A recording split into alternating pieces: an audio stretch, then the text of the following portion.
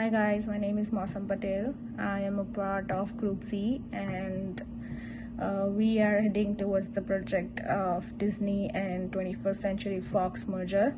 So it started from when Walt Disney Company acquired 21st Century Fox in a massive deal that closed in March 2019. The deal, valued at $71.3 billion, that created a media giant with an even larger collection of popular film and development of television properties. This is the detail which was acquired from the research.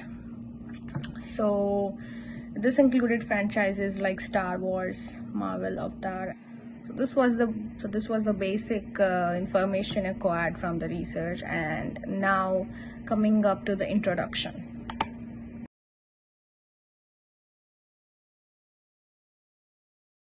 The Walt Disney Company acquired a huge chunk of 21st Century Fox in a deal worth a whopping $71.3 billion.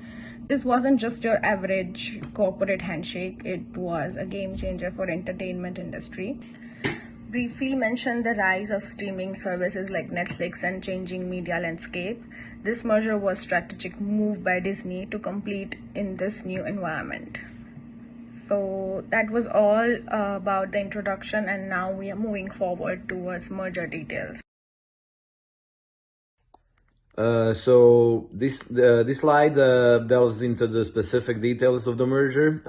Disney's $71.3 billion acquisition of 21st Century Fox included a broad range of assets. This encompassed renewed film studios such as 21st Century Fox and Fox Searchlight Pictures, television networks like FX Networks and National Geographic channels, and international assets across all the Asia and Europe. So the acquisition was part of Disney's strategic initiative to enhance its content offerings, bolster its direct-to-consumer streaming services, and expand its global footprint.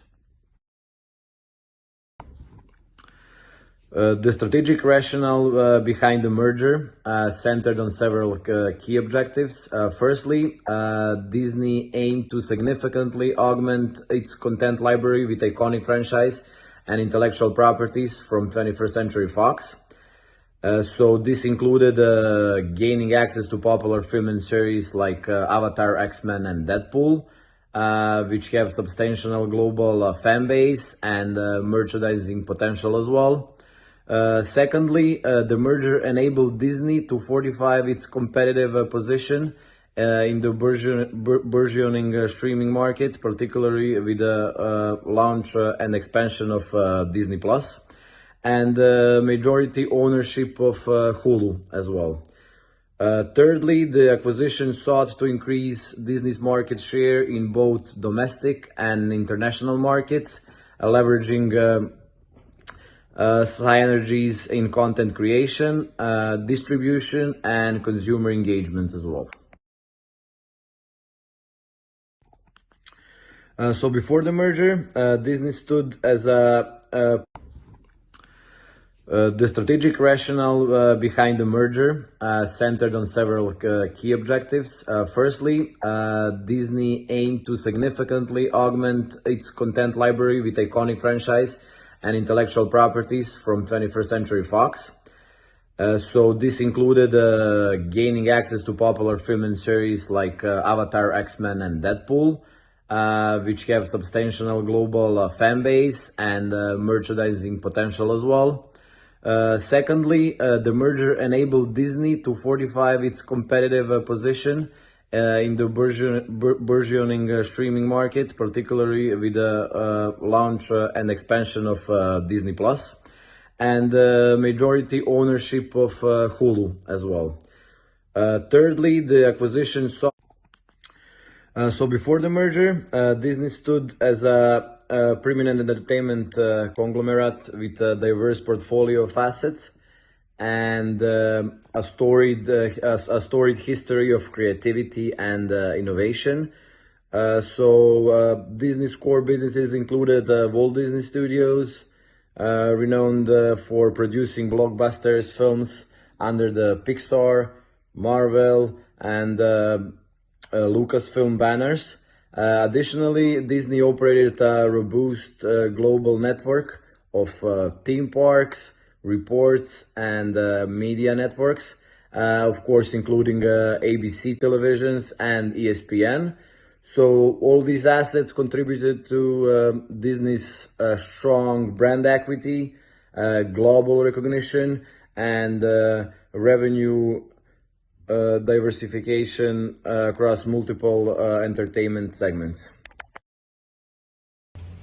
Hi, my name is Muhammad Ali. The topic of my presentation is integration plan. An integration plan is actually combining operation of studios and networks. It streamlines the overlapping functions, culture integration initiates, and then technology and system integrations. So there are different ways of internal communications and external communications. Internal communications includes town hall meetings, regular updates of leadership, employee support programs, and external meetings. And external communications, it consists of press releases, investor briefings, and customer announcements. That's about from my side. Thank you so much. Hello, this is Giovanni Rodriguez, and now we go on to the part of communication strategy. The way this was carried on, it was by having an internal communication. How did they do this? Well, they had town hall meetings, they had regular updates from leadership, employee support programs, and on the other side, related to all of these meetings, they had the external communication, right? Everything that's outside of the inner world of this project. They had press releases, they had investor briefings, and customer announcements. Okay, and who was leading all this project? Well, the head of this project was Bob Iger, the CEO of Disney. He was overseeing the integration, and of course he was in charge of the formation of integration teams and the governance structure for oversight.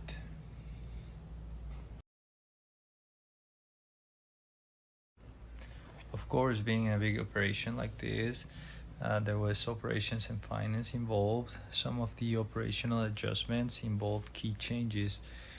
These key changes had restructuring the film and the TV production, consolidating marketing and distribution, and the focus on direct-to-consumer streaming. On the other side, on the financial performance, there was some impact on the financials. The short-term cost had integration expenses. On the other side, the long-term benefits, there was revenue growth, cost synergies, and the financial performance increased due to the earnings from streaming services. Okay, Disney and 21st Century were two different companies, right? So there was a cultural integration when these both merged.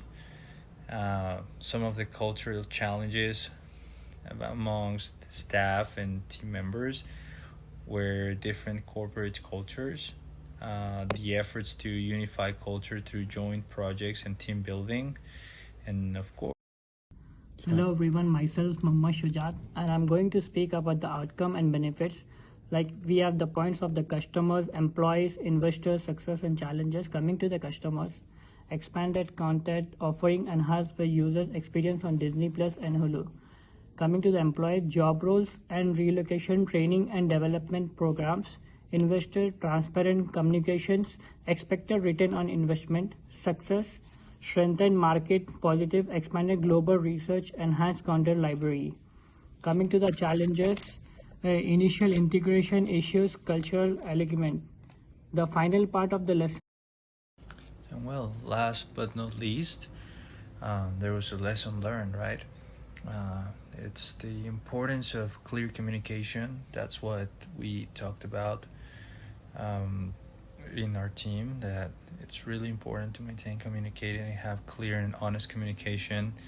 The effective leadership during the transition of this merger, the need for comprehensive integration planning, and how important it is to focus on cultural integration, because of course there's going to be people from all around the world, different ideas, different traditions, and we have to adapt, right, to those type of changes, especially when we work or when we're part of a big organization. But that's it. In the next slides we have our references, and appreciate your attention. Thank you.